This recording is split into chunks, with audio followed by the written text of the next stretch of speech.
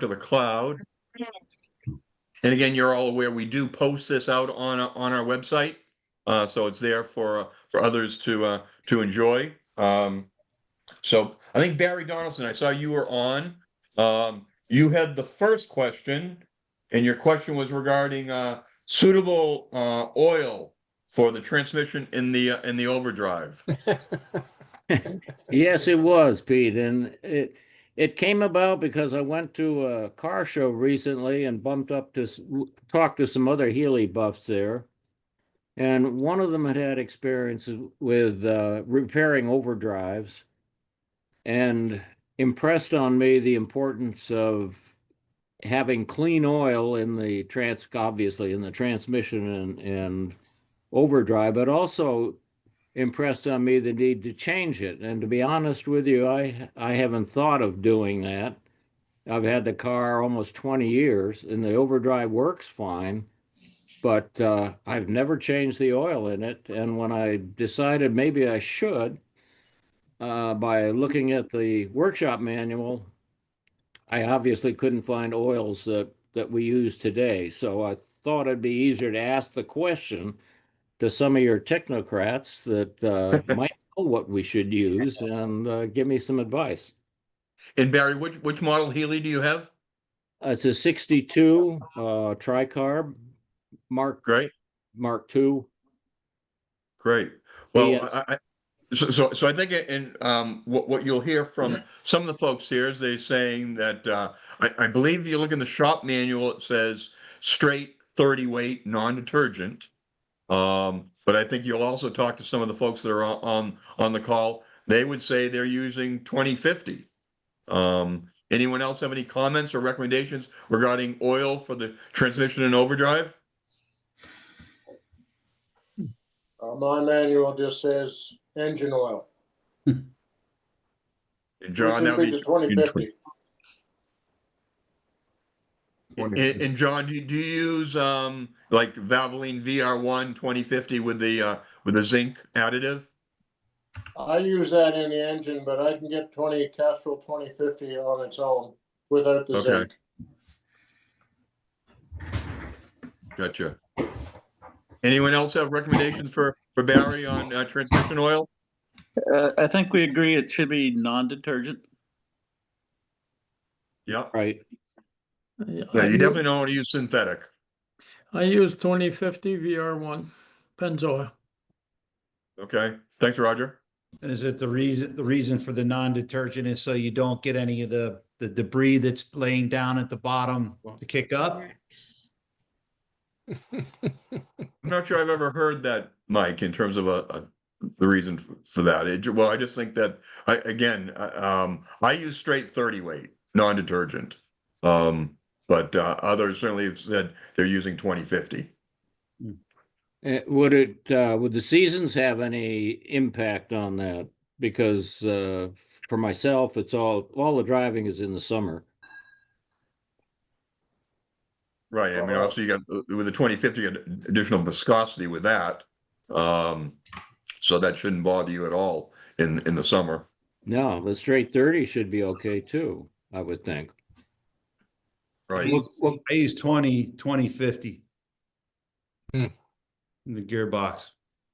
Yeah, I've been using 2050 VR for years in the gearbox. It's in Florida, it's just fine.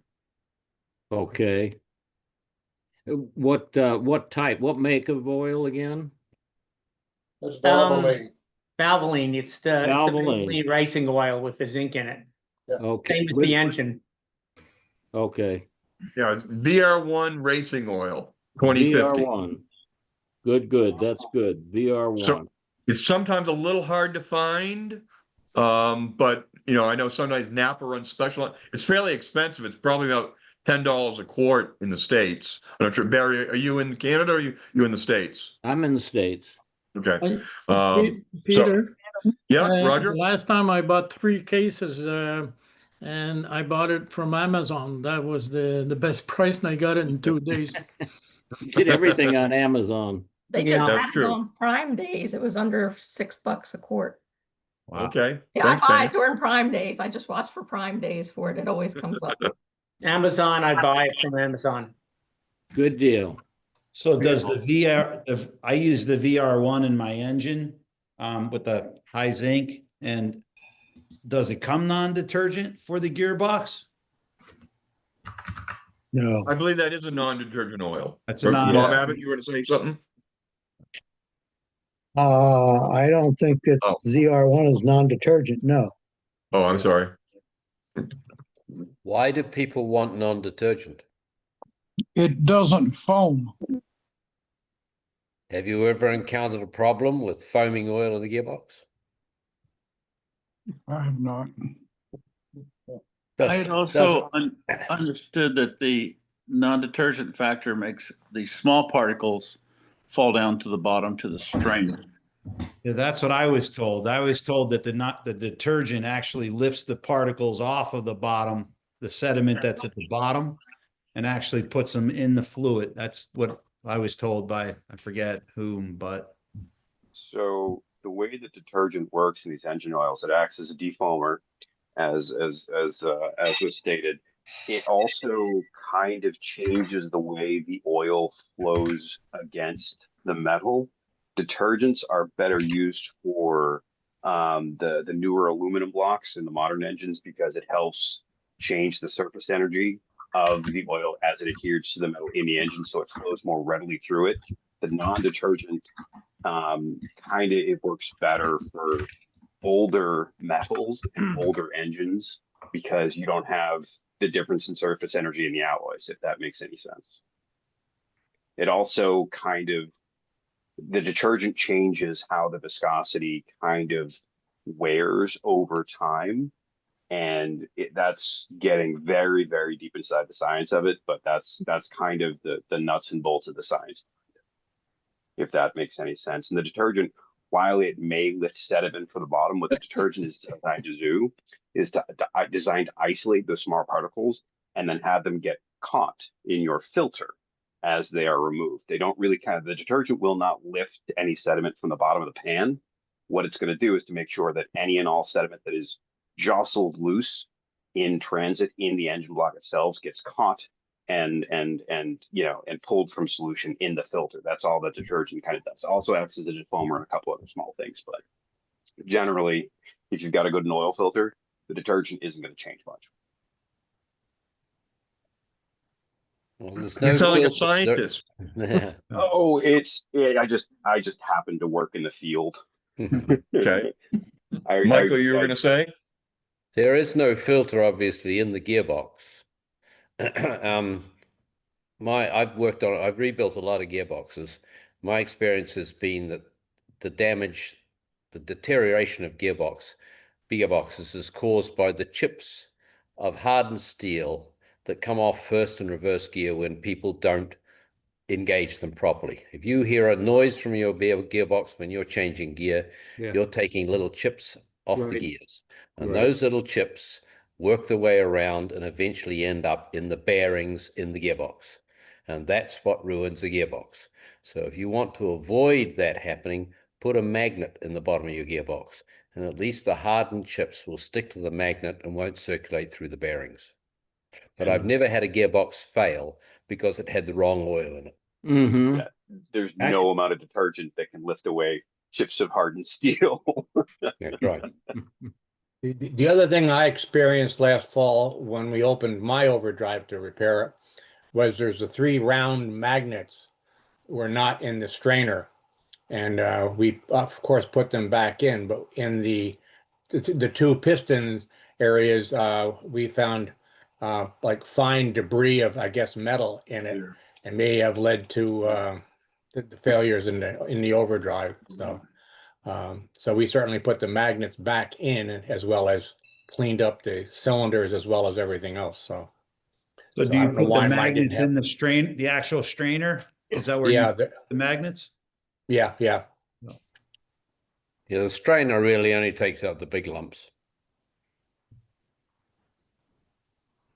Am I right in what I've again heard from this gentleman at the car show that the overdrive has some very small, I don't know what the insides of the overdrive look like, but says it has some very small openings, which you obviously don't want to get plugged. Is it a little different than a gearbox? Not really. The small opening that the guy's talking about in the overdrive unit is what's called the bleed off orifice in the bottom of the operating valve, and it is a small hole. Okay. But it's still big enough to pass the hardened chips, which cause all the damage to the bearings. Okay. These little chips that come off gears are very, very small, but they are incredibly abrasive, and they also abrase the accumulator body and the operating piston body. So if you can avoid getting those little chips in the gearbox, you're probably going to make the gearbox last a hell of a lot longer. Yeah. I'm sorry, I came in late. What oil were you talking about? Gearbox oil. And Yeah. What 2050 is the recommendation. yes, but what was the name of the brand? Or was there a name of the brand? Valvoline. Valvoline? Oh. Yeah. ZR1? VR1. VR1. VR1. ZR1 or VR1? VR1, Valvoline Racing Oil. Oh, Valvoline lists both a synthetic and a non-synthetic VR1 2050 for what it's worth. Oh, and okay. that was You want the non-synthetic. Correct. Right. And there's two kinds. Synthetic and tends to leak non-synthetic? badly. I'm Yeah, sorry? don't use synthetic, Alden, don't Stick use to- synthetic. Okay, and is this what viscosity? 2050. 2050. Yep, Yeah. VR1 2050. Okay. So Peter, Barry, any other questions or thoughts? yeah, no, just a follow up. I heard you say that, I think it was you that said, you use a non-detergent 30 weight. I am. Okay. I favor the non-detergent myself, but But I would certainly defer to, the other experts. I'm a hobbyist. I'm not an expert the way the Michael and Bob and others are. So I would defer to them. okay. One question on on buying the oil. When we're talking about buying cases of oil, I understand there's a shelf life on this oil of a couple of years. Is that correct? Yeah, there's I called up castor oil because I had cases of old oil, and the guy said if it's not exposed to oxygen, if it's sealed, that it should last for years and years and years. Okay. That was from castor oil. Of course, I had about 4 cases of original castor oil in the cans. I asked him if it was still good. He said, "Yeah, as long as it doesn't get oxygen on it." Been in the ground a long time. So how often are you guys changing your oil? Are you changing it every year? Are you going 3,000 miles? I mean, when do you decide when to change your oil? That's a good question. I generally change mine annually, and I'm probably average 1,000 miles Yeah. a year on my cars. Engine oil, Yeah. we're talking. Yes. Yes. I change mine once a year, end of season, while everything's suspended. So you drain that out. Like, don't do it in the spring after it's settled. It's so funny how many different theories you hear on this stuff. You hear, well, you should really drain it in the spring because I drain mine in the fall as well. But my brother-in-law was like, no, drain it in the spring because it'll go bad over the winter. So to Michael's point, it's been in the ground for a long time. So like fishing, there's so many different theories. Good. Just make sure it's warm when you change it, when you drain it. Yeah, Warm for oil. sure. How often do you recommend changing the transmission oil? Once every transmission rebuild. How about gearbox? It doesn't deteriorate in the transmission. There's no burning going on in the gearbox. There's nothing really happens to the oil in the gearbox. It just goes round and round and lubricates the gears. As long as there's no metal filings in it, it's probably good forever. Yeah. Well, I guess I you could have my argue. wife has a what's it called, a Nissan Maxima, and it has a CVT transmission. Right. And you never change the oil in the CVT transmission. And that thing, Really? it operates on friction. Yeah, Huh. still works just fine. It's Could got there 230,000 kilometers on it.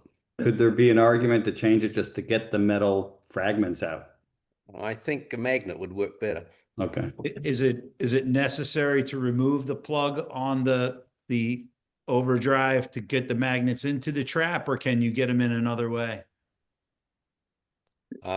The magnets in the overdrive work well, but I always put a magnet actually on the drain plug of the gearbox. And although the overdrive magnets may take quite a bit of the metal, when you have both of them, you still get metal filings on the gearbox drain plug. So it's worth having both, in my opinion. So when you say magnet, can you describe the type of magnet that you use? I buy super magnets from Amazon. They're about 1/4 inch in diameter. I drill a sort of a recess or a hole in the end of the gearbox drain plug, and I stick the magnet in there with a little bit of JB Weld. That'll be $45. That's cheap. I'll tell you, the knowledge though is worth way more than that. You're underselling yourself, Michael. How much more would it cost to understand how tall your magnet stack could be? It's just one magnet, and they're probably about I'd think they're less than 1/8 of an inch thick. They're about 1/4 inch in diameter. So you really have clearance for one then? Or you could probably put a fair number of them, but you only need one. Well, I would also suggest, though the oil might last forever, I pulled the strainer out of a unit that had about 26,000 miles on it, and it was completely plugged. So even if the lube is still good, it's good to pull out, to change oil just to clean the strainer, in my opinion. What was it plugged with? Gunk.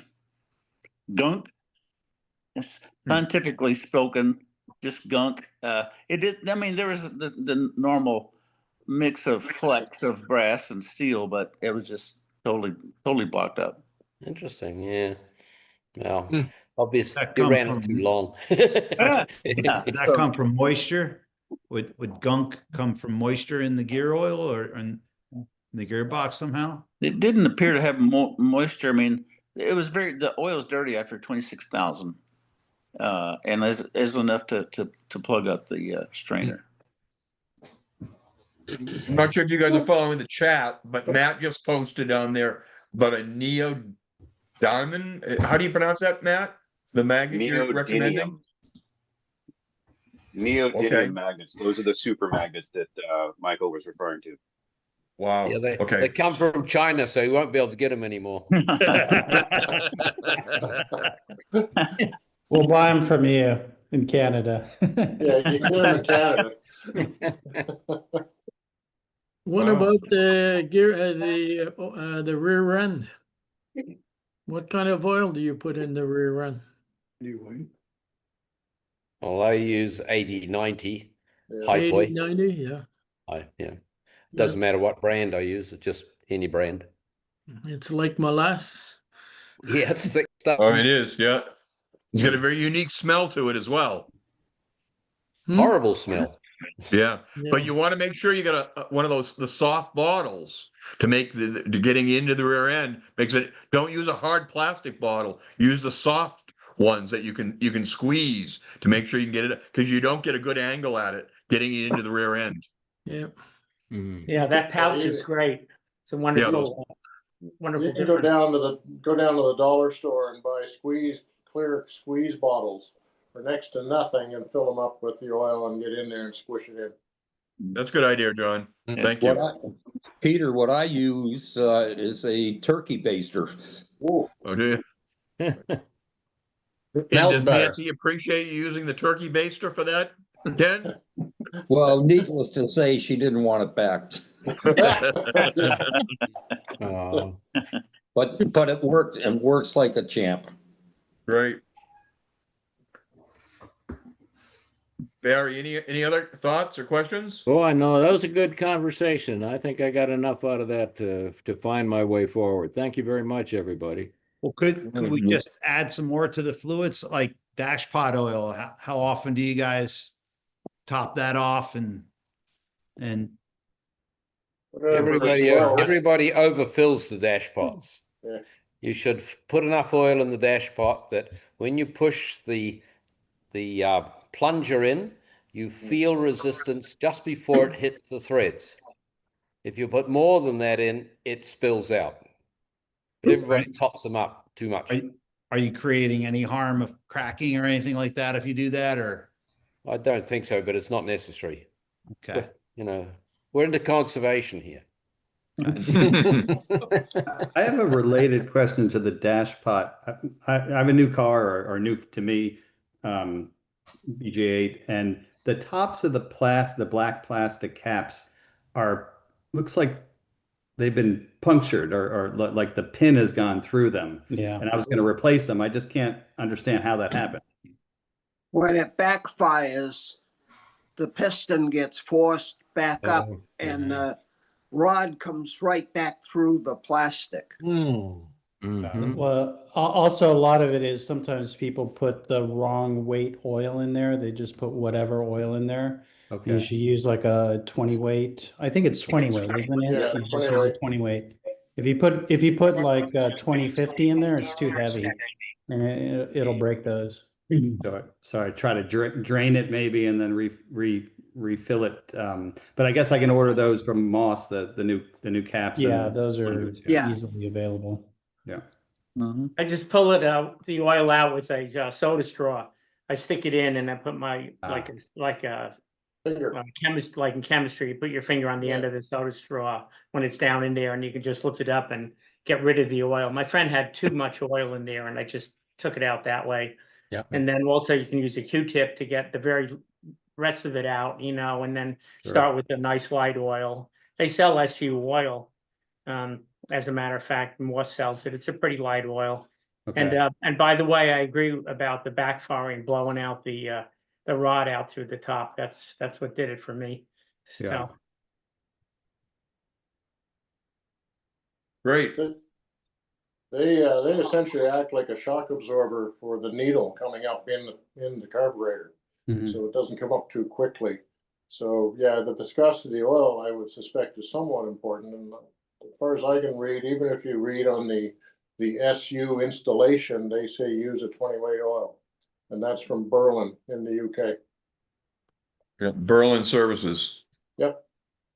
if it's too thick, it'll slow up the needle coming up, and then it'll starve the engine. It won't accelerate properly. Yeah. If you start getting backfiring, what do you typically look for that's the cause of the backfire? No choke. You're not choking it. You're not choking it? Well, when you start it out, you know, you have to choke it, and then your timing really would affect your backfiring too. Well, also, if you don't have oil in the dash pots, that'll also cause backfiring too. Yeah, depends when it's backfiring. If it's backfiring when it's cold, it's because you don't have enough choke on. If it's backfiring when it's warmed up, then the engine's running too lean. Yeah, exactly. Broad terms, but that's essentially it. So you're saying, like, usually it'll not backfire, but sort of like when I'm shutting down, it'll start to act like it has bad fuel, or it starts to, No, that's a totally different problem. That's dieseling. Is that what you're saying, Mike? Dieseling? Yeah, it's I call it run on. That's caused by glowing carbon inside the combustion chambers, which is igniting the fuel rather than the spark plug igniting the fuel. So the engine keeps running because it's got this little bit of carbon that's glowing red inside the cylinder. And with modern fuels, it's actually very hard to solve that in many cars. So the trick is put in fourth gear let the clutch out gently until you hear the engine slow down, then turn it off and it'll stop. Backfiring is that sort of run on is actually not good for an engine. It's pretty hard on the timing chain. Yeah. Okay. Well, thank you for that. Ken Fleming, I mean, excuse me, Ken Gibson, do you want to talk about hinges? Sure. Well, actually, two things. Well, let's say three. I see Ken Fleming is on. And Ken, when I saw you in the Cape, you were going to look for transmission cover for my BN2. Did you find one? I did not have one. Okay. Sorry. Thanks for looking. Yeah. Okay. These are the door checks for my 100. And I've tried putting these door checks in both ways. And as you can see, there's a difference in the spacing of the screws that go, well, obviously the door check is on the back side of the door jamb. And I've tried them both ways, swapped them either side, and the door still does not open far enough for a relatively easy egress or getting in the car. And I'm just wondering if I'm doing something totally wrong. Ken, you mentioned that at the summit, that there was two different ones. And I actually went and looked in AH Spares and Moss, and the earlier ones had a different check strap assembly. And I think your car was fairly early, wasn't it? No, it's a BN2. Oh, it's a BN2. Okay.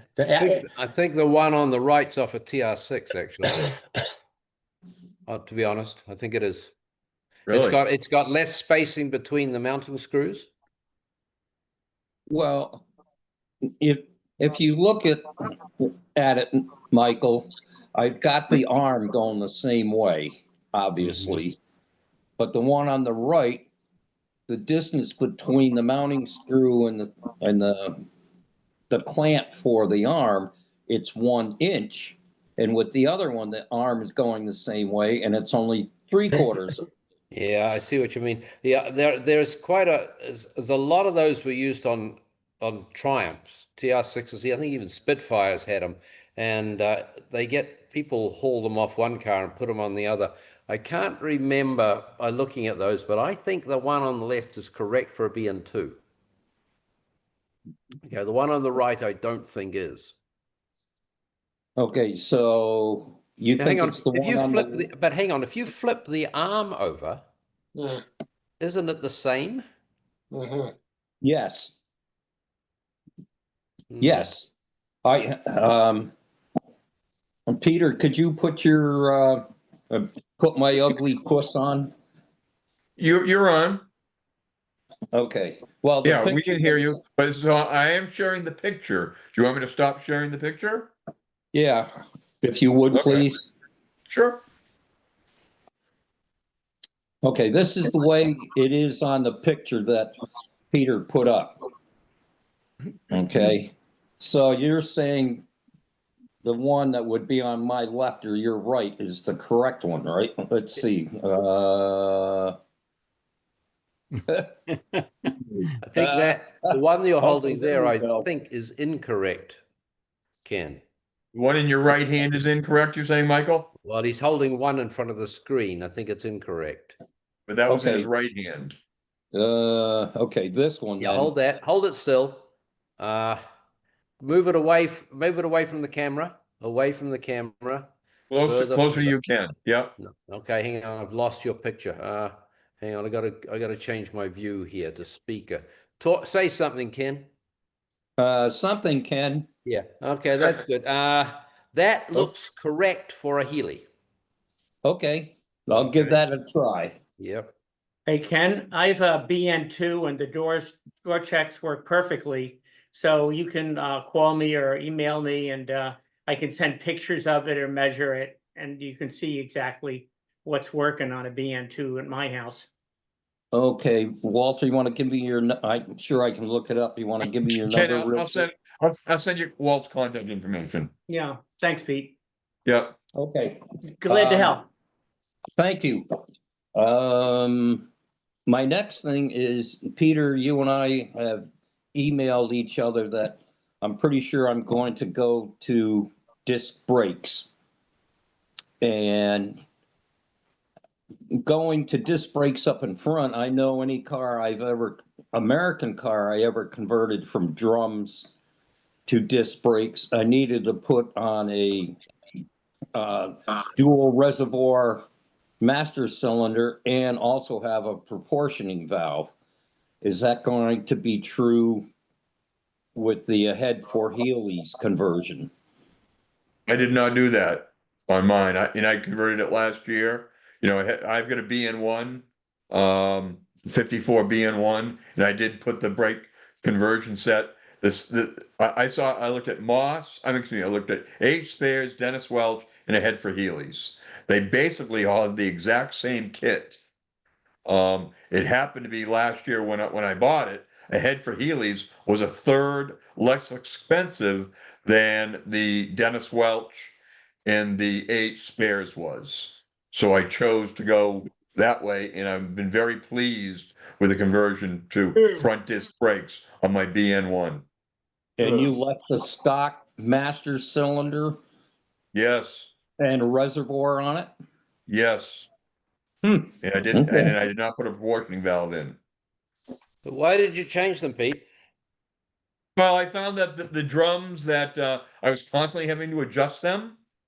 She'd love to pull to the right, and I would adjust it. I'd say probably every 200 miles, and I just got tired of doing that. And I had talked with Bill Rawls. Obviously I was responsible for his two race cars here, and it was something that he recommended doing. The other thing I also did with the car last year, because mine's I've got a spiral bevel axle. I know, Michael, you're aware of that because we traded axles a couple of years ago. So I in that head I put a 366 differential in it from Hardy Engineering in the UK, and I think both of those two enhancements transformed the driving experience. I'm not having to go into overdrive nearly as much as I was before, and I find the stopping is better than with the front drum brakes. Fair enough. Yep. I think I love my drum brakes. when you do the 100, then you can take the whole setup, I think, from one of the later Mark 1 6-cylinder car and put it on there, and it'll have it's before they put the booster on. So you just put that setup on. It should be fine because it's used on the other Healys, the disc brake setup and the diameters. Just saying. No, you're right, Walt. I didn't happen to have a disc brake conversion from a Mark 1 or something like that. So I chose to go with buying new kit, and I've been very pleased with it.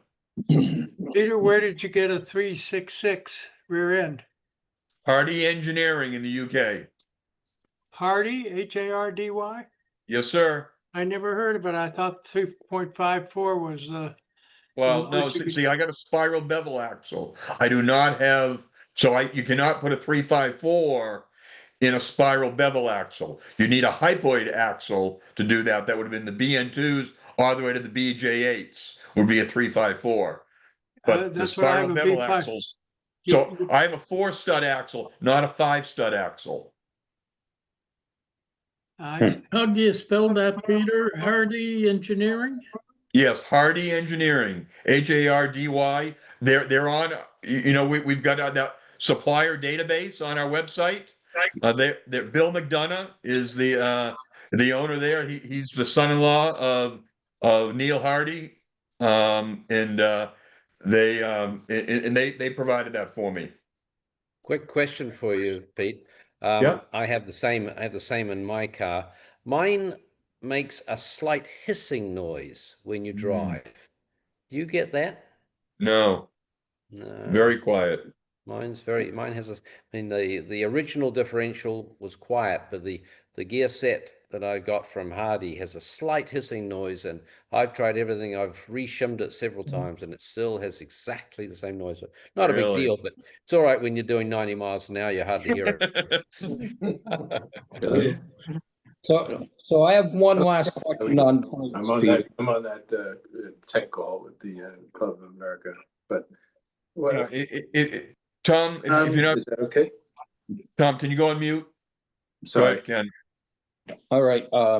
One of the reasons I was thinking about this is about the conversion is because, boy, it takes a lot of foot pedal power, you know, to stop this car. I've cleaned the brake shoes. The drums are in good shape.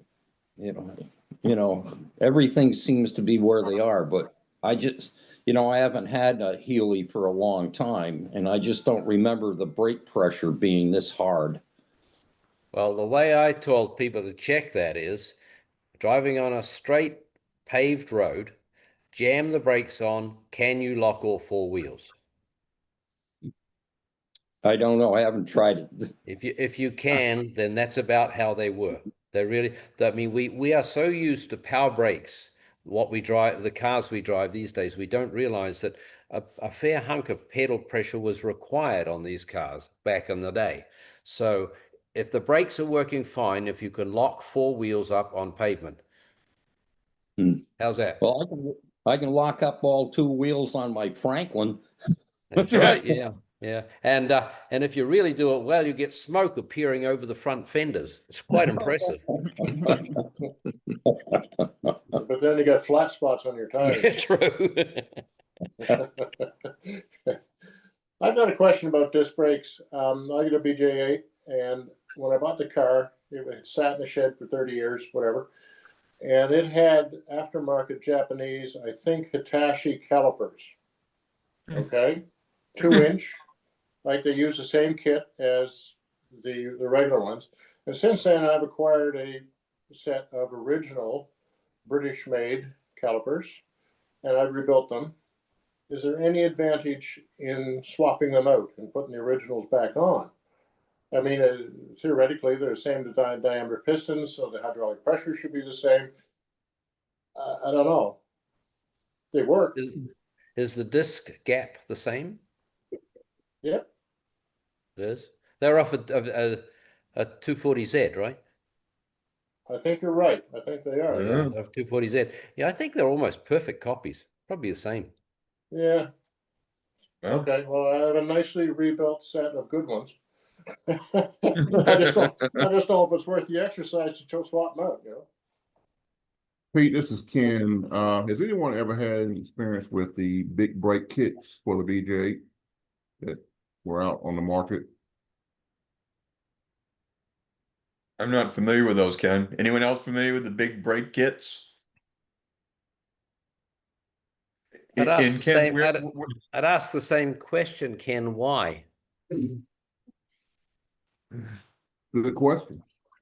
I asked the question. Why would you put them on? I'm just saying I've heard of them, and I know someone that has a set, and they're trying to get rid of them, and I didn't know whether there was a benefit to it or not. They never used them, the new old stock. I mean, it's still in the box, and I know they were sold for a while, but didn't know whether that was a good improvement, not a good improvement, worth the effort or not on a BJ. No idea. Okay. Going back to the drums versus the disc brakes, does anybody know if there's been any problems with the out of roundness or balance on the front drums, such as in a BN1 or 2, like the rear drums have? I've seen some people talk about having to balance the front drums, but very rarely have I seen that. And mine are only 2.5 ounces out for each drum, whereas the rears were like 4 ounces out, and I balanced them. But I have a BN2, and I had to balance all the drums to get rid of the shake. And thanks, Walt. yeah, we ground the metal off. There's a rim right around the edge of the brake drum, and we took the metal right off that rim, and balanced it, and it took the shake right out. It was miraculous. I've been living with it for years and years and years, and balancing the drums, both front and back, just fixed it all. Thank you. Beautiful. Well,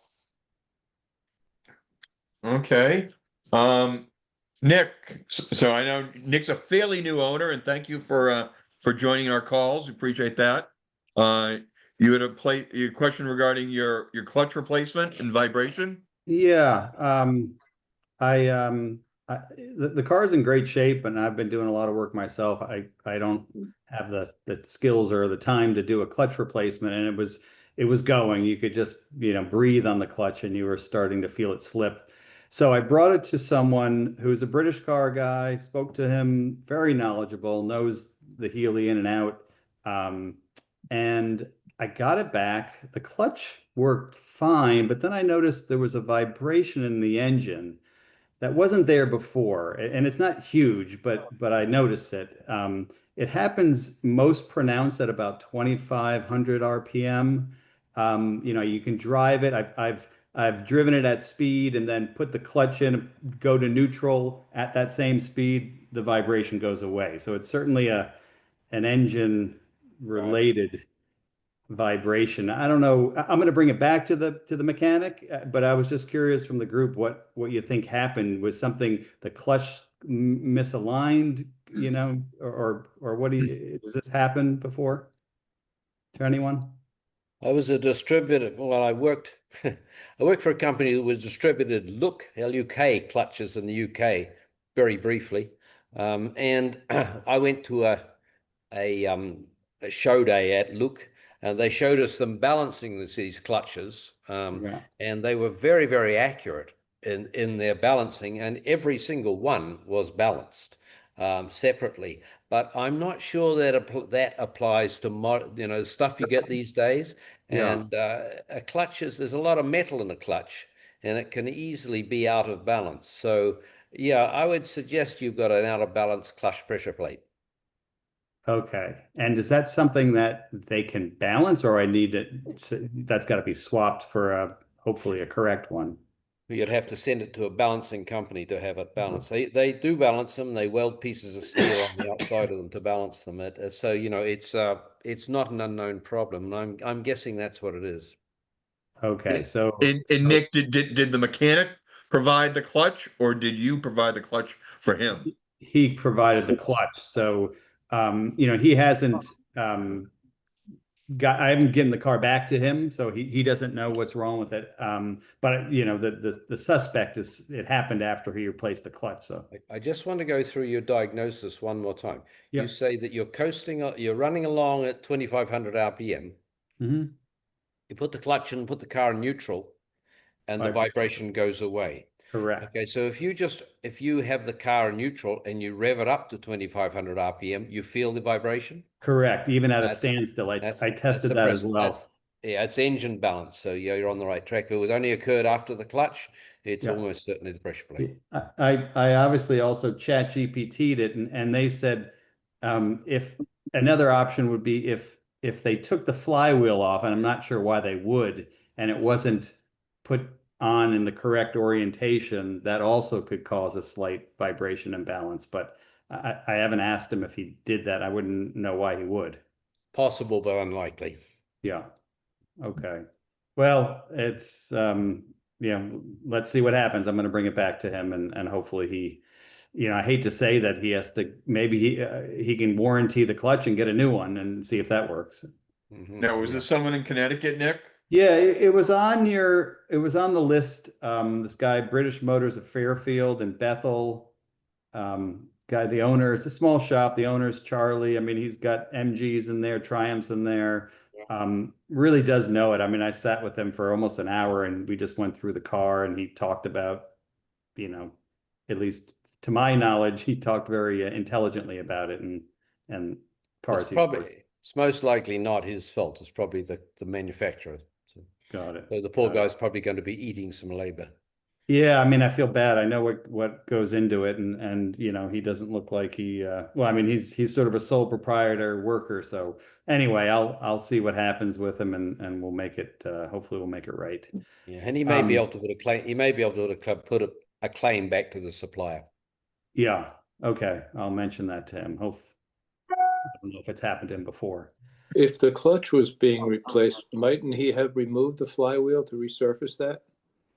I don't know. And I just did some research and that came up, but it seemed like I wouldn't know why he would, but if he did, maybe that's the simple answer. He didn't align it correctly. From what I understand, it has one orientation, otherwise you get an imbalance. So sometimes also the clutch housings will have a different peg layout. So sometimes they'll have two pegs, sometimes they'll have three. And so when they machine the flywheel, they might have to change the pegs around. And that can also cause a problem. I mean, it depends if you got the right clutch plate or not, because the BG8 I think is 9.5 inches, and if you put a 10 on or a 9 on, the peg pattern can change too. Okay. And what he's saying there, Nick, is how the pressure plate fits against the flywheel, the pegs that hold that in place. Okay. There's also a balance. There's also, you need to make sure that you get the pressure plate and the disc. The disc needs to be centered on properly. Obviously, he wouldn't get the transmission in if that wasn't done properly. So, in the invoice that he sent you, did it show anything about turning the flywheel? No, it didn't. It didn't. So it's probably unlikely he did that. Okay. Because there'd be a fee associated with that, turning the flywheel. Yeah, or I'll double check the invoice. I had him do a lot of things while it was in there, a lot of nitpicking stuff that so I'll double check, but I don't believe I saw that. Yeah, don't feel bad. He'll take it, just work it out with him. Yeah. No, I was all excited to get it back and run it around till the weather got bad, but yeah. Switching, if I can ask a second unrelated question, the blinkers. So the left blinkers work just fine. The right blinkers don't, but my wife found that if I push that trafficator lever forward, they blink. Second, I let pressure off that they stop blinking, the right blinkers. And my assumption is I've got to take the whole thing apart, but I just figured I'd ask the group if they've ever seen that. Yeah, it sounds like you got a loose connection in the trafficator. Okay. So that's a big job. You have to slide that whole tube out from the steering box. Yes. And then there is a multiple, two springs on either side of a little wire piece that goes in there with four washers on either side. So it's quite complicated. I've read quite a few articles. One posted on our website by was it Roger Moment, talking about how you can do it without taking the entire unit out. You can just loosen the harness from the front. So I've taken it out just 4 inches just to make sure it would all work. So I haven't attempted the full rebuild, but I figured I'd ask. Nick, so what you're saying is if you hold it, it works. Yes. The issue, so if I hold it forward. Yeah. I understand. Yeah. So you may want to get adept at doing that. No, I'm serious. I mean, you may get into, as Charlie mentioned, you may get into more trouble. The old saying with if it's not broke, don't fix it. And if you have another alternative, why go into something that may create more problems? Yeah, just make left turns. Yeah. I'm a glutton for punishment, and in a weird way, I like doing this stuff. So at some point when I get my guts up, I'm probably going to attempt it. You really ought to have a manual that shows you exactly what's in there before you start anything. Yeah. And do you have a shop manual, Nick? I do have a shop manual, and there's some great articles that are written, and I think we have a copy of them on your site where they literally lays out the process and all the pieces taking apart. So again, it may be a next year project, but figured I'd ask. Yeah, I tore mine all apart and I found 2 or 3 screws, brass screws with connections had backed off. Just Ah, just over time, you know, just Yeah. from usage. And I found a really good article online, and I have a printed copy, but I'll go in and take a look at it and see if I can find the link. And maybe Okay. for next meeting, I'll bring it out. But it Great. was nice, clear pictures, good details. Took me right through it, and mine's working great. When I did mine, I did it like an operating room. I put out a sheet and I put the piece on the hub there on the sheet, and there's tiny little screws and little washers and little pieces, little springs.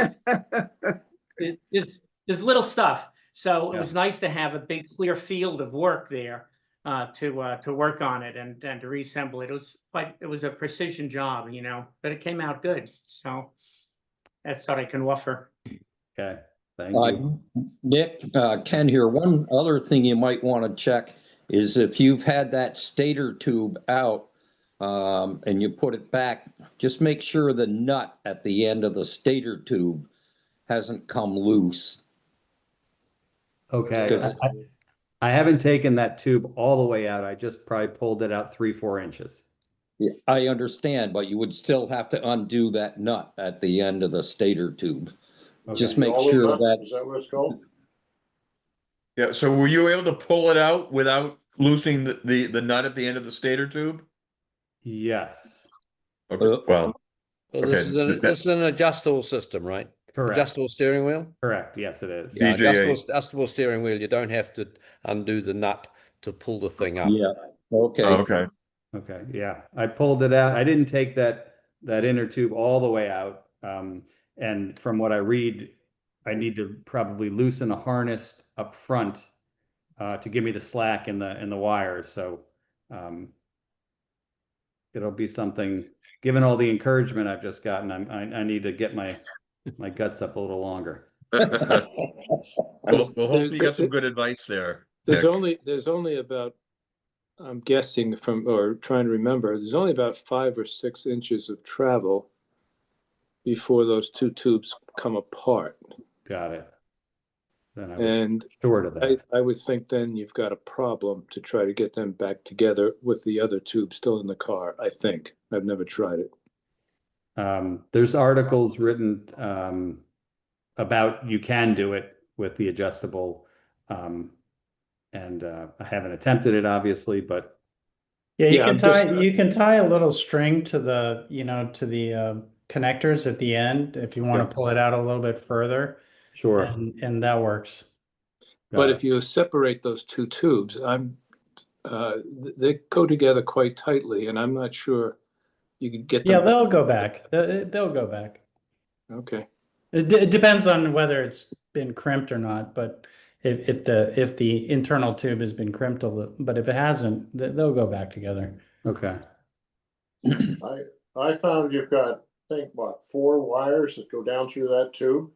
Sure. And if you pull it right out, which I did, the bullet connectors sort of get fetched up in the tube on the way out, and it's really hard to put them back in. So Yeah. what I did is I cut the bullet connectors off right next to the minimum amount of material off. And then I was able to pull the wires out easily and put them back in easily. And then I recrimped new spade connectors on both ends. I took a picture of everything first to make sure that all the color codes matched. Yeah. I didn't get confused when I got down there, but I did away with the bullet connectors and put spade connectors in there as well. So if I ever have to, and I've got about probably 8 inches of excess wire down there. So if you have to take it out again, you only lose about 1/4 of an inch if you have to cut those connectors off. Yeah, just be prepared that the colors on the stator wiring harness don't match the colors on the car. Yeah. Okay. So you actually have to write down they actually don't match. Yeah. Or clean the wires off and take a picture. If you actually install the bullets on the end of the stator, the harness, staggered as they are, they're originally staggered about 1 inch. Right. apart, So they can fit. and Right. everything's nice and clean, and you wrap it in a single layer of masking tape, you'll find you can feed it down that tube with no trouble whatsoever. But you've got to be careful. But a single layer of masking tape and correctly installed bullets, and it just whizzes down that tube easy as pie. Okay. The thing I did when I had to replace mine, Nick, was I took a piece of stiff wire and one piece of tape on the bullet ends. And when you pull the stator tube out, you pulled that wire, that Sure. stiff wire up, and then you could, when you put it back in, you have a second person gently pulling on the end that you tape the wire to the wires. Okay. Okay. That makes sense. So Nick, your other question was regarding your speedometer. I'm going to share. Yes. Okay, so I'm sharing my screen again. So again, on our website, Already we have, did it. okay. I during the time I emailed you, I realized that I spoke to someone local or reasonably local, and he rebuilds them. He's on your list. He's probably one of these guys here from New York, Dogwood Court. There he is. Yeah, so Mike used to work for Nossingers. So Nossingers was the one that used to do these repairs. Unfortunately, they had a flood about 4 years ago, and now they only sell new Smith gauges. They do not do repairs any longer. But Mike used to work for them, so that's British Speedometer Service. I know Bob Abbott uses MoMA, which is out in I think in Albuquerque. So we do have a list of providers there that will fix your speedometer. Okay, yeah, I spoke to Mike literally today, and he seemed like a nice guy. And sometime this winter, when I get around to it, I'm going to send it to him. And I forgot it. He said 200 or something. He just rebuilds them and sends them back. And I know Ken Glidden is one of our members. I'm not sure if Ken's on the call tonight. I know he had his back within like 3 days, and very complimentary of Mike's service. I personally have not used his services, but I know Ken Glidden was very pleased with the service that he had from Mike. Okay, good to know. Good to know. So, well, it sounds like you had a good first experience with him as well. Yeah, he just seems like a very nice guy who he's doing this, in this sort of semi-retirement. Seems to have probably a truckload of old units that he steals from to rebuild, and he just makes it work, and he seems to know what he's doing. Great. Anything else, Nick? No, this is all great. I appreciate it, guys. Great. Well, thank you for your questions. Mike O'Neill, I see you're still with us. You had some questions regarding the bump stops possibly on your BJ7? Peter, can I interrupt just for a sec? Sure, I'm sorry. Go ahead, Ken. Yeah, I just got a spam email from Art Harvey, and I just want to alert you guys to that. Now I got one this morning from him today as well. So yeah, I mean, and again, we send it out with Healey Breaking News. If someone's calling and asking for money or Venmo or anything like that, it's crap. So just ignore those. The other thing is, if you get an email and you don't recognize it, go on to the actual email to see what the detail of that email is. In terms of the address. And if you don't recognize it, delete it. And so, thanks, Ken. So, Mike, you had a question regarding your bump stops? Yeah, I'm not sure what it is. I'm trying to troubleshoot. I figured with the wealth of knowledge on this tech session that maybe somebody can help guide me along. I replaced my suspension a long time ago, kingpins, and I haven't put that many miles on. I probably have, I don't know, 4,000 miles since I bought the car, which was back in 07. But recently, when I hit a bump, I hear a clunking noise behind me on the rear axle, behind the driver's side. And I just started looking through, through the Moss book to see what it could possibly be. And, you know, one thing I came across was, you know, the bump stop, the box, or potentially looking at the buffer on the axle. And has anyone encountered that issue before? Are you sure it's not your shocks are loose? I did see that you can take the seat cover off. You just gotta crank those down because the mount is in line with the motion of the arm. So the rear shocks always come loose. It's a miserable problem. So you just gotta crank those down. It's funny. I It's had amazing. I had the same problem with my MGA. It sounded like I had my jack was rattling around in my boot, and it was just low on fluid. And that was an easy fix. I unbolted it, lowered it down, filled it up, put it up, cured the problem. So I did, Alan, thank you very much. I appreciate that. I did come across that on YouTube. I saw a picture on there. Was it from a Healey tech session in one of the previous issues of the magazine? But so I'm going to try to take the seat covers off and see if I can access those two bolts that are next to the fuel pump, I think, on one side. But in the event that that's not it, and I crank those things down, I still have the issue. Do you think, how do you check the reservoir on the actual shock itself? Is it the top part? Is there a reservoir? If it's not leaking, you should be okay. I mean, if you've got oil there, then you need to check it. But if it's dry, it's probably not the reservoir. Yeah, I haven't seen any leaks at all, or any hydraulic fluid or anything like that on the shock. If I did try to look at the bump stop, and I felt it did feel like it was kind of flattened out a bit, or sort of flush with where it sits above the axle. So I didn't know if it was a matter of jacking it up and then taking the cotter pin out and sliding that bump stop out. I'm just curious, has anyone done that? Or any recommendations you can give on replacing a bump stop if that's the issue?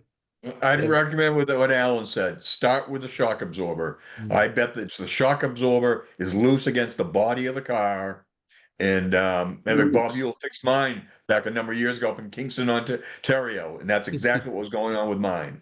Okay. And as Al mentioned, you need to get a lot of torque on that, and the biggest bar you can get to get it as tight as possible. I bet that's what it is. I bet it's moving around against the body of the car. And I got Nordlock washers from Bob Ewell, and that made a huge difference. When I got it torqued up, it hasn't loosened up again now in 3 years. Yeah, it's probably the shocks. That's a good idea. I've checked mine every year, and they seem to be a little bit loose. And finally I went and got grade 8 bolts and brand new lock washers, so I can really crank them down, and that seems to have made a difference. We routinely on shock mounts, front and rear, use what they call a Nordlock washer. And it's a 2-piece washer that is serrated on the insides of the 2 pieces. And when you tighten them up, they tighten against each other and they don't come loose. Oh, awesome. Well, What's the name of that washer? I always learn so much from you all. Thank you. Such a wealth of information. Appreciate it. I think, Bob, you said Nordlock? Yeah, Nordlock NORD-LOCK.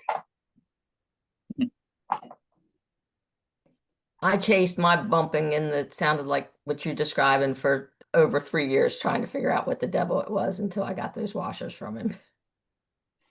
Okay. Nordlock washer. Yeah, it's probably not the bump stops, but they're not that bad. But I'd start with the rear shocks. Yeah. Awesome.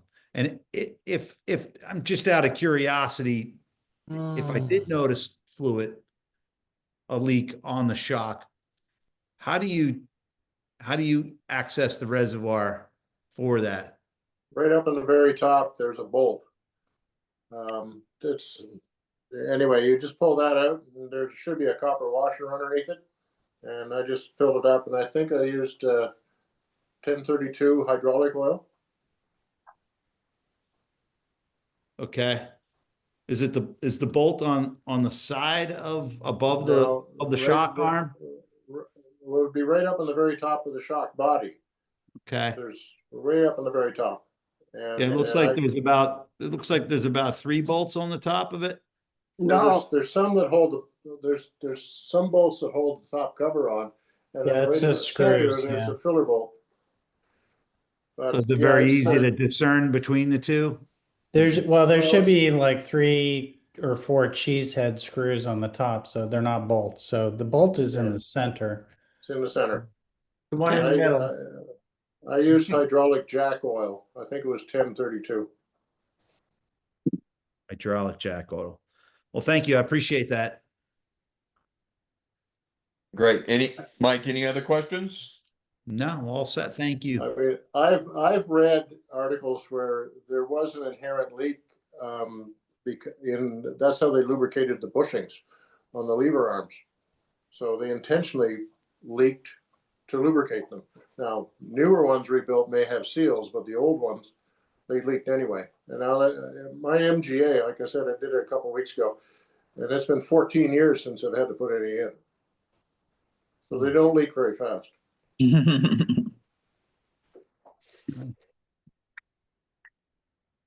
So Penny, I know in last month you were having some problems with your slave cylinder. Do you want to give an update to folks there as it relates to what you've uncovered and what you've solved? Well, the first thing was the reservoir tank was leaking, and I took Michael's advice and pulled it all apart and got it back together, and it still leaked. And I did it 3 or 4 times, and finally I gave up and ordered a new one, put the new one on, and within 2 days there were no leaks. So I just gave up and bought another one. But then I went down to the slave cylinder because it was also leaking. And when I pulled the clevis pin out, that top push rod started pushing back out. And I wasn't real happy with the look of it, and I had already ordered a new one. And I compared the push rod that came out to the push rod that I was shipped as the new one, and they were substantially different in size. Wow. And when the old one came out, literally that slave cylinder pushed it back almost an inch out of where the clevis pin went in, which was somewhat surprising to me. And I pulled the leaky slave off and got the existing rubber hose off and went ahead and installed the new one. And I debated whether I should put the old one back or go with the shorter new one, which everyone said was the correct one. And so I went ahead and put that new one in, and it's working fine, which I couldn't figure out how the old one was in there so long. And I replaced the slave with the exact one that was on it, a 7/8 inch bore. But I did find out when I pulled that old one off and I finally ripped it apart to look at it, it was completely inside filled with like a black gunk, almost like the rubber line had deteriorated. Yeah. And that longer push rod was holding it in quite a bit. So far it seems so, I've only taken it out for one test drive because I got it on the road right before the nor'easter hit this weekend. But the test drive went fine. It went in and out of gear fine. So I'm hopeful that that's the one to use. Has your clutch pedal travel changed any?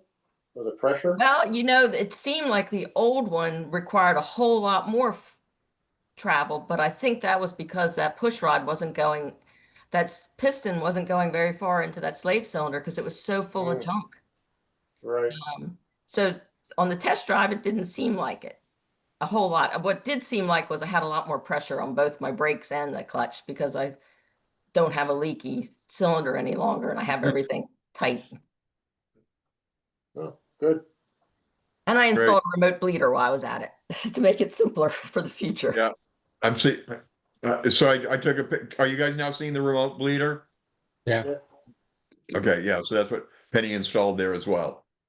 So I'm hopeful it's all done correctly, but after looking at the inside of that rubber hose that was on that slave and how tiny the inside diameter had shrunk and how much junk was in that slave cylinder, I think my next project this winter is going to just be to replace all the flexible brake lines because I'm sure they're all the same age. And I bought the car 2019. I don't know how long before that, if anything had been changed. But it's Penny, I nice want to not compliment having you. a You have a leaky slate. beautifully clean motor there. It's beautiful. Well, it's got a few leaks, but I put it up on race ramps, and it's been up on race ramps for like 4 weeks while I was working on this project because it took me so long to get those fittings. Well, it looks beautifully clean. You should be commended for that. Well, we'll see if it's clean again after a few weeks of running it and see if I got the leak, if I got the rest of the leaks, because there were several sump pan bolts that I could turn them with my hand. They had loosened up that much.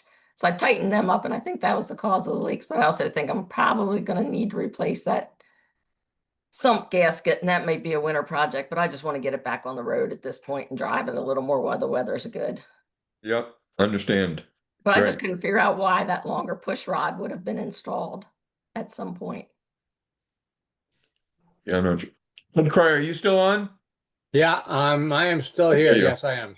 Yep. You want to give us an update on your overdrive issue? Yeah, finally my overdrive issue after a year seems to be fixed and it's been working just great.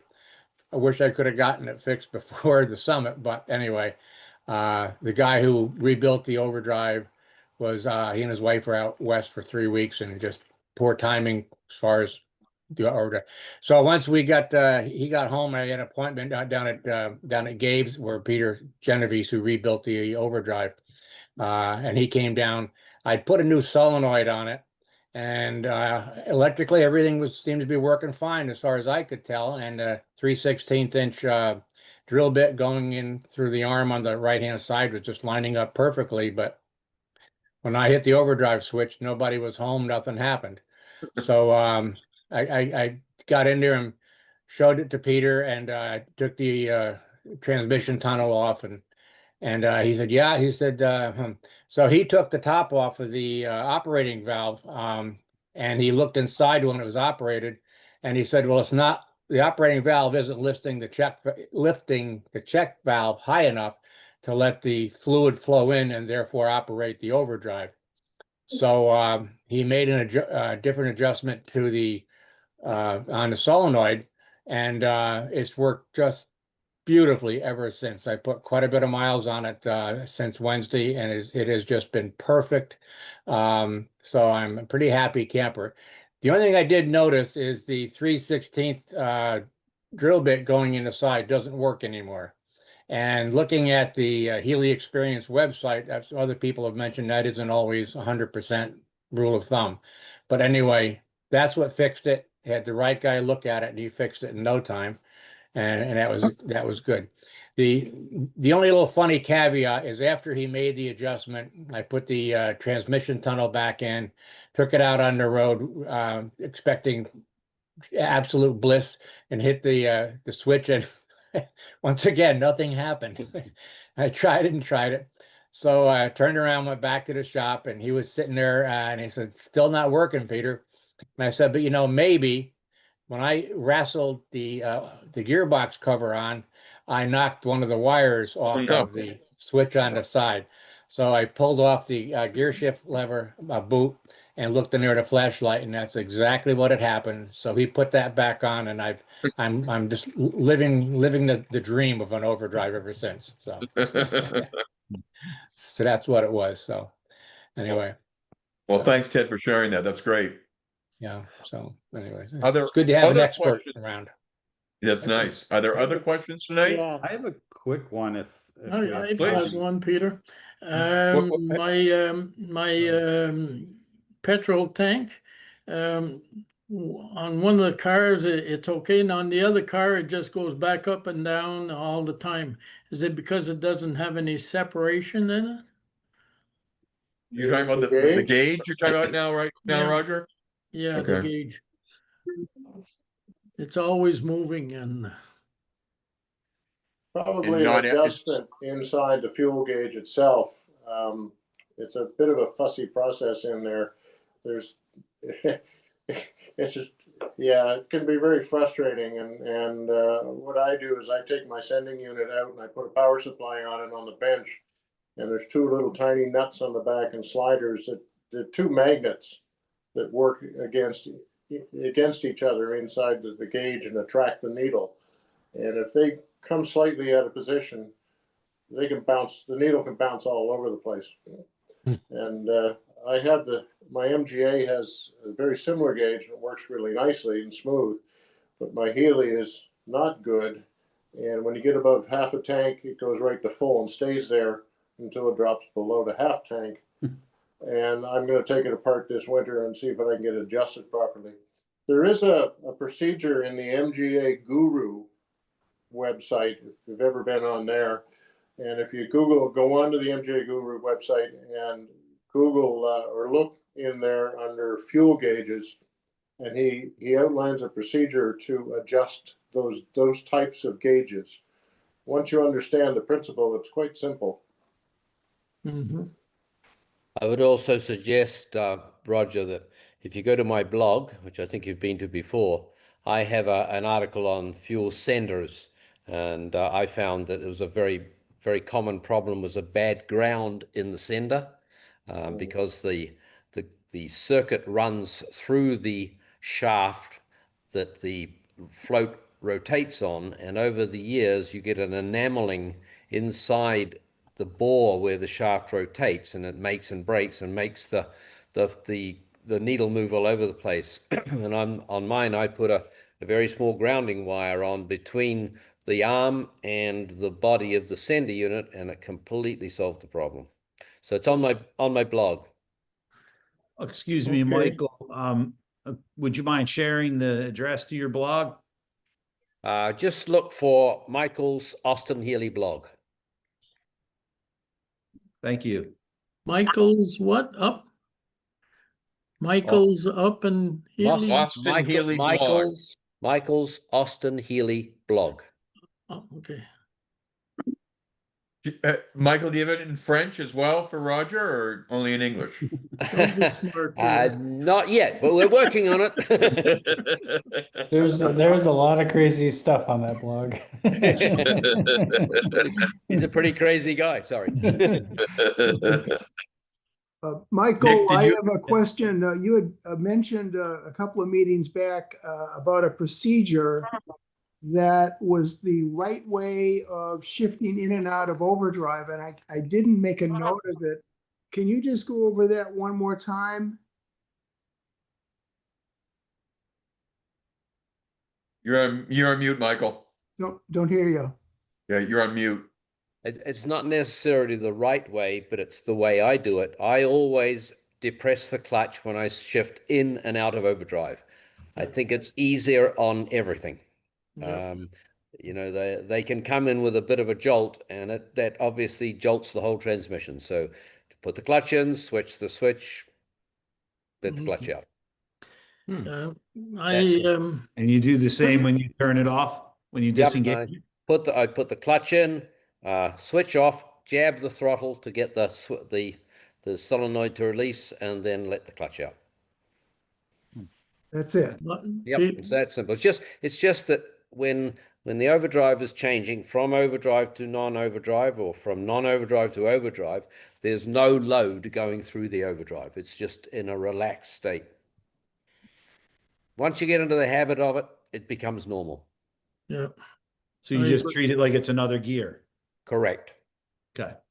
Yeah, I started doing that myself, like you suggested. I wait until I stay in fourth gear, and then once I crest the hill and start going down, then I do it, and seems to slip right in. But I find mine takes about 2 to 3 seconds to engage, so I got to leave my foot in the clutch a little while.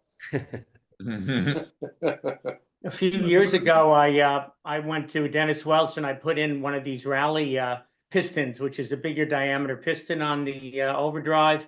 And boy, did that fired the shifting. It was really strong. You had to definitely had to clutch it. It was like clutching into a fifth gear on it. But that rally piston really operates very strongly. It's a very strong shift into overdrive. I like it a lot. It's pretty. It's very effective. If I can go a little further into the question, I've rebuilt a lot of gearboxes and overdrivers over the years. If you shift into overdrive with your foot on the throttle without touching the clutch, all is fine until you take that overdrive unit out and try to take it off the gearbox, and you'll find that you cannot release it from the gearbox. You've got to pry it off the gearbox because there are two splines inside the overdrive which lock themselves onto the shaft. And it's amazing how well they lock on. And you literally have to put screwdrivers in and wedges in to get the overdrive off. So if your gearbox or something breaks, after you've done one of those shifts, you're going to have trouble getting the overdrive off the gearbox. Oh. That's when you're not using the clutch. That's correct. Yep. Okay. Something happened to me. I went to see John Hughes in Nova Scotia a couple of weeks ago, and drove about 1,300 kilometers. For all you American guys, it's about 800 miles. Now, I had four good tires on there, beautiful tires and the whole bit. Got there, and I had to do something to the back wheel, and I took it off, and there were the steel was coming out at four different places. So I looked at the age of the tires, and they were 11 years old. So from what I gathered, rubber gets harder, after maybe 8 years or something, and then I had to buy four new tires, just to let you know. Yep. Well, that's a good point, Roger. Thank you. And you also discovered that the right rear spline was all worn down. Yeah, I did. Yeah. Oh, really? And I just happen to have one. Yeah, thanks to you. Thank you, John. Between Canadians, we help each other. So Peter, can you hear me? Yeah. Hey, Jim.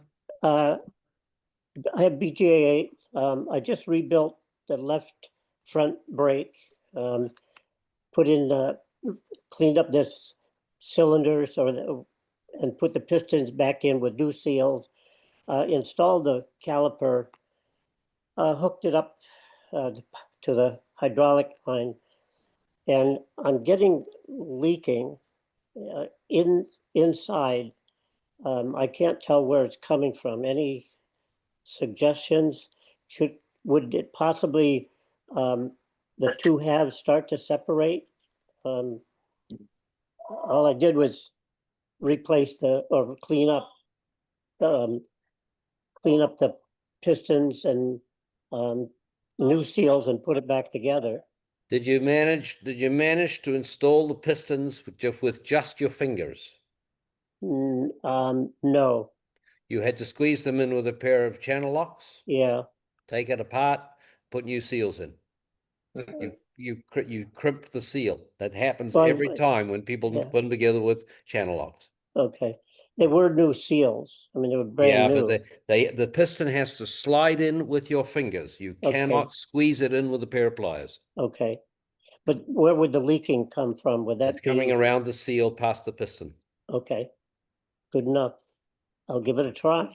Yeah. Thank you, because I good afternoon's work for you. Yeah, I ordered a new caliper from Moss, but they're back ordered, and God knows when they'll come in. So you have to make sure that the groove in the caliper body in which the seals sit is perfectly clean before you assemble it. But you probably did. But it has to be really clean. Yeah.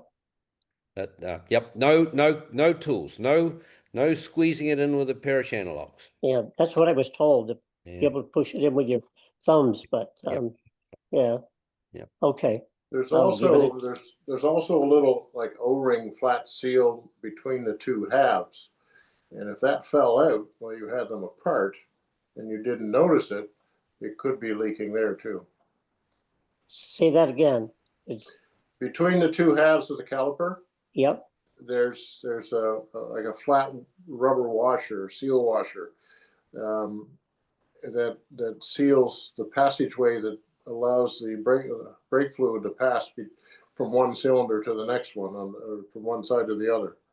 And if that fell out and you never noticed it, and it's on, and you didn't get it back in, then it would definitely leak there too. Okay, I'll take a look there. Thank you. Did you put new pistons in? No. I reused the ones that were there. They seemed to be in good condition, so I didn't put some new ones in. I've seen new ones that were being produced where the edge on that came down the piston to the flat surface of it was actually perfectly square and sharp, and they wouldn't go in easily, and they're supposed to be chamfered. Yeah, mine are chamfered, so Okay, yeah. you're good. Yeah, okay. Thank you, guys. I'll give them a try. Thanks, Jim. Yep. Nick, did you have another question earlier? Just a quick one, not very technical one, but maybe someone knows. As you all know, it's a relatively new car to me, so I'm going through it and just adding to things that aren't there. In the trunk, the spare doesn't have the bar and that leather strap to tie down the spare, so I figured I'm gonna get this. So I can get those things, and then I notice, well, where's the little U fixture that holds the leather strap to the car itself? It's not there, and I don't see holes for it there. So I can buy that, but how is that attached to what is, I believe, just sheet metal there? It's called a footman's loop. Really is. The footman's loop. And the footman's loop is secured to the back wall of the trunk where you're facing it when you got the trunk open. And if you look in through the seats, so you take out a seat or look in, take a wheel off, you'll see there are actually two nuts welded to the panel inside. So the screws are probably broken off and you'll have to drill them out and retap them. No, the screws against that wall against the back seats are there. It's where the leather strap goes down, right? There's like a little loop, almost like a The chrome bottom loop. of the trunk floor. Correct. The bottom of the boot floor. Yeah, sorry, BJ8. The footman's loop is secured into the trunk floor, I think. Isn't that correct? Yes. So Yep. is Same that idea. just drilled through and nut and bolted on, or how is that done? Well, that's probably the easiest way, unless you're really good with a 1032 tap. Yeah, that's where I put mine in just fairly recently, and it's located not in the aluminum part, but the part of the Steel part. the steel part behind the where shroud. that tab comes down. Just About a half an near inch that in tab. from about half an inch in from the flange, isn't it? Right, from the flange, yeah. Okay, so it's not the rear, the furthest rear part, it's the next piece? Right, Okay, right. we're next to the gas tank. Correct. Yes. Okay. Yes. Let's take the gas tank Half out inch for access. Yeah, about a half inch from the lips, like Michael said. Okay. Yeah, I just replaced that on my BJ8, and it is down in the bottom of the trunk, between the back of the car and the gas tank. And it's the same thing that Michael was talking about with the footman's loop. There are two holes that go down, and there's a bolt welded on the underside of the car. So you just need to, sometimes you can't see the holes down there. Okay. You just need to clean it out and then retap it. And there's a little bracket that goes in down there, and that's what the leather strap goes through. Okay. But I should be able to see those holes if I take all the. And if Yes. they're not there, could presumably some sheet metal work have been done and no one bothered? Which is They why put a new floor. They put a new floor in. That could without, be. without Yeah, those mine- captured nuts. Yeah, mine had a new floor and there were no holes in it. So I measured another BJ7 and copied it. And so you just put basically a nut and a screw in. Right, correct. And that was that. Okay. Yep. So do you have the footman's loop that goes down there now? I do not. Well, okay, well, Moss sells them on their website, or you can go to Tandy Leather, oddly enough. If you have a Tandy Leather down your way. I don't that I know of. Okay. Anyway, they used to be, years ago, it used to be related to Radio Shack. Yep. But we have one up here, and I went in and bought one, and I made my own belt. Got it. They got all the leather, they got belt kits, they got buckles. You can do all that yourself. Okay. Okay. Hmm. Great. Thank you. Yeah. Well, Nick, I'll take a picture on the bottom of my floor of my BJ8 and send you a picture of it. That would be great. And maybe just some ballpark measurements. Yeah, I'll give you measurements. If it is new sheet metal, I can put it in the right spot. Yep. So do you have the rod that goes across the top of the tire? No, the And- rod is missing, and obviously the leather and the hook loop that the leather goes through is missing. Have you got the bracket that mounts on the firewall on the back?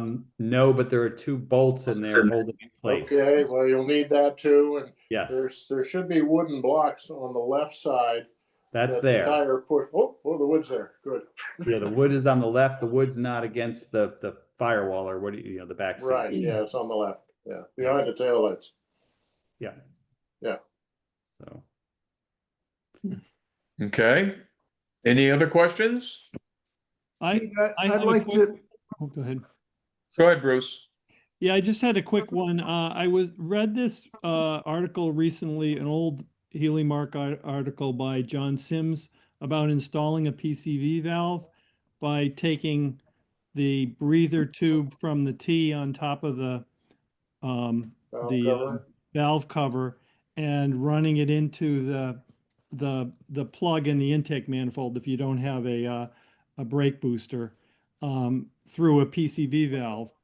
And he said that it can help with like leaking oil through the timing cover and stuff like that. And I was wondering if anybody has done that or thought about it or anything. I sell a kit for 4-cylinder engines that uses a PCV valve. Uh-huh. It works very well, but you have to be careful it doesn't draw oil into the manifold. But yeah, it certainly solves the problem in hundreds with oil leaks. So is that meant to put a negative pressure on the inside of the engine so that air is pulled in through leaky spots and the oil doesn't That's right. come out? It usually produces about 2 or 3 inches of vacuum on the inside of the crankcase. And that's enough to draw air in rather than let oil out. Michael, would your kit work on a 6-cylinder motor as well? No, it wouldn't. No, sorry. It Okay. goes into the balance pipe between the manifolds. Got it. I have one of the M-spec cold air boxes, and I think when I go faster, it pressurizes that section. It pressurizes the box and it pressurizes the air going into the carburetors. So it would seem to me I have that a line that goes from the cold air box into the valve cover. It would seem to me it would pressurize the valve cover as well when it's at speed. Any thoughts about that? Well, the original 100, there was a line that ran from the, not talking about 100 M's here, but M's are probably the same. There's a line that runs from the back side of the forward air filter to the top of the valve cover. And, to the side of the valve cover, I'm sorry. And that, where it goes into the air filter, it's actually inboard of the filter medium itself. So I think the theory was that the very slight restriction of air through the filter medium produced a very small vacuum, which was intended to pull the air out of the crankcase. But I don't think it's very effective. Yeah, on the M, it's just the cold air box, and the air just comes right into the cold air box. And the cold air box had a fitting that went from the backside of the cold air box into the valve cover. Yeah, that's right. And I would think that would get pressurized when the car was going forward. You probably get ram pressure, from forward motion. That's right. Yeah. Yeah, I think that's what it. And then there's a couple of other little grommets that are going to some overflow tubes coming off the carburetors, and those grommets are supposed to be in there too, I think, because they want to have some pressure in that box.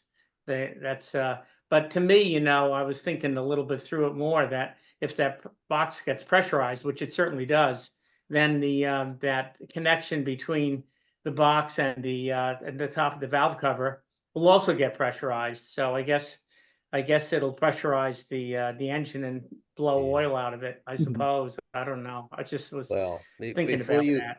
Before you presume that the cold air box gets pressurized, you really need to put a manometer on it, drive the car, and actually see if it does get pressurized, because ram pressure really is almost nothing under 100 miles an hour. Yeah, I was reading an article by Jeff Healey about this whole thing, and apparently they calculated how much ram pressure they get at different speeds, and he said that it was important to have all the fittings, and especially the grommets. He said it had to be an airtight whole thing, had to be airtight to work properly. But it was just, I can put a manometer on, I guess, and have remote lines, but believe me, it's got like a big, I guess it's about a 4-inch hose, and it's right in front by the grill. And it's, if I put my hand out at 50 miles an hour, which is the size of that pipe or that tube, I can feel the pressure on my hand, and I'm quite sure it's pressurizing that box, and also pressurizing the valve cover. It's just a sort of an odd thing to think about. But somebody was saying, do I need to put this connection in between the cold air box and the valve cover? And it was on the original car, and it's on the original valve covers. So I thought, yeah, I guess it's supposed to have it, but it seems contra-thinking to pressurize the valve cover of the car. But I think that's what it's going to do when you're driving it. No, that is correct. But do the manometer test first before you come to conclusions. That you'll find that there's almost no pressure from ram effect. Yeah, they had a chart. He put in a chart. This is Jeff Healey had a chart of the different pressures at different speeds that was in that box. I'm quite sure you're going to get some pressure on that when you go. That's what it's going to have pressure, like ram air. It's going to ram.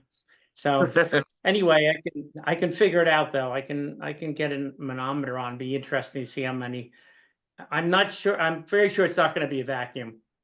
You know, I don't know for sure, but I'm pretty sure. You can get a digital manometer on Amazon for about $20. It's very accurate. Oh. Well, I'll give a report in a couple of weeks. Okay. Thanks, Walt. Yeah. Any final questions before we close? I got one, Hey, Peter. Dave. A question, is the exhaust manifold on a BJ8 6-cylinder, of course, is it split? Like, in other words, does the front half of the exhaust manifold use one pipe to exhaust and the back half use the other pipe? Or are they in fact equally breathing out? They're separate. They're separate manifolds. Okay, now here comes the best one. Now you're going to love this. I would demo, but it's too late in the evening. When the car is sitting there and it's idling, I take a piece of Kleenex, piece of tissue, okay, and I hold it at the back, as I'm looking at the back of the car, the right pipe. And that tissue is puff, puff, puff, puff, puff, puff, puff. It's getting blown out away from the pipe, okay? I now move it over to the second pipe, the left pipe. It's getting sucked and blowing. It's literally going poof, poof, poof. If you hold the tissue lightly, it literally almost would suck itself into the pipe before it would blow it back out. Do a compression test first. I did. In fact, I have all the numbers, and I was pretty decently within a number of percent across all 6 cylinders. Trade it. Well, I kind of like no, I won't say that. But one thought was, somebody said, maybe I've got a valve not set, maybe I've got a valve not set quite right. But the compression test says that it's good across the board. Geez, if I got, no, I don't have the numbers right here. So you're like 150 pounds Oh, PSI? 160, 169, 162, 165, all in the 160s, between 160 and say Okay. 160, whatever. I wish really I should have planned this. I could have lowered the car, started it up, set the thing, and watched poof, poof, poof, poof. It's literally getting sucked in, blowing out. It sucks and blows Wow. at the same time, and no, we Well, don't we need to go there. And you're a lucky guy. I was going to show it to you actually, Pete, at the 50th, but one thing led to another, and I just didn't bother. But it doesn't matter if the car is warm or cold. It doesn't seem to affect the running. I mean, the thing's running, as far as I'm concerned, quite happily down the road. But definitely, so the left pipe standing at the back Well, would we can look at that at November 10th, Dave, it sounds like. Exactly. But it is interesting, eh? Like they should be, as you sit there with your hand, Wow. you should hear, and the other one, but no, this one is puff, puff, puff, puff, puff, puff, puff. The next thing I would do would be actually take off the valve cover and make sure all the valves are opening the full distance. And would the trouble probably be on because it's the left pipe? Left pipe's the front cylinders. Yeah, it'd be one of the front three cylinders. Be the front three. But do that first, because it could well be that the cam is one and one valve is only opening a little bit. Oh, let's not say that. Said trade it. Well, I kind of like a Jag F type. No. Okay, I'll do that tomorrow. Sure. I'll pop the top and have a peek. Yep. Okay, that's great. So our next call will be on Monday, November 10th. So it's always the second Monday of each month. We really appreciate everyone's questions in advance and feedback. So again, thank you all. Hope you have a great rest of the month of October, and we'll see you again on November 10th. All right. Good night. Good night. Night. Thank Thank you. you, Peter. Thanks, Thank Peter. you. Thank you. You're welcome. Thank you, Peter. Bye-bye.